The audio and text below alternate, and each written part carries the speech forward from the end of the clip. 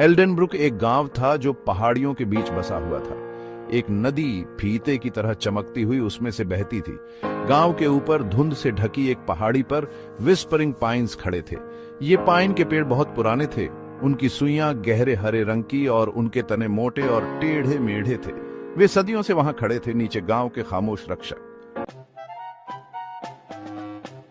एल्डेनब्रुक के लोग पाइन्स के बारे में श्रद्धा से बात करते थे। कहानी थी कि पाइन्स रात में फुसफुसाते थे। उनकी आवाजें पुरानी और ज्ञानी हवा में राज लेकर चलती थीं। कुछ लोगों का मानना था कि वे गांव के पूर्वजों की आत्माएं थीं जो अपने वंशजों पर नजर रखते थे। एल्डेनब्रुक में जिंदगी साधारण थी।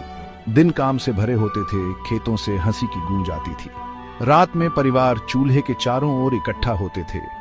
पीढ़ी दर पीढ़ी चली आ रही कहानियां सुनाते थे। पाइन्स उनकी जिंदगी का हिस्सा थे। उनकी उपस्थिति एक सुकून, उनकी कहानी एक अनंत आकर्षण का स्रोत। गांव वाले अपने बच्चों को पाइन्स का सम्मान करना सिखाते थे। उनका मानना था कि ये जगह पवित्र थी, नश्वर दुनिया और अज्ञात के बीच एक पुल। इस गहरे संबंध ने जिम्मेदारी की भावना को बढ़ावा दिया, यह सुनिश्चित करते हुए कि यह जगह अछूती रहे, जमीन और उसके लोगों के बीच स्थायी बंधन का प्रमाण।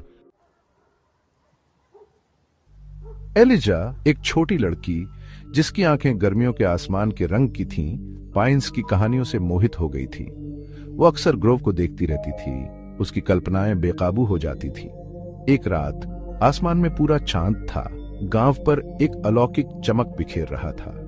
एलिजा अब और आकर्षण का विरोध नहीं कर सकी और ग्रोव में जाने का फैसला किया। जैसे ही वो ग्रोव के पास पहुंची, हवा ठंडी हो गई। गांव की सामान्य आवाजें धीमी हो गईं। उनकी जगह एक बेचैन करने वाली खामोशी ने ले ली। एलिजा की रीढ़ में एक सिहरन दौड़ गई, लेकिन उसकी जिज्ञासा उसके डर पर भारी पड़ गई। एक गहरी सांस लेते हुए वो ग्रोव में चली गई। घने पेड़ों से छनकर आती चांदनी ने एक अलौकिक माहौल बना दिया था। हवा में पाइन की सुइयों की खुशबू भर गई थी। जैसे जैसे एलिजा आगे बढ़ी, उसे लगा कि उसने हवा में फुसफुसाहट सुनी। वो रुक गई, अपनी सांस रोककर। उसका दिल तेजी से धड़क रहा था। कौन है वहां? वो फुसफुसाई। उसकी आवाज कांप रही थी। फुसफुसाहट बंद हो गई।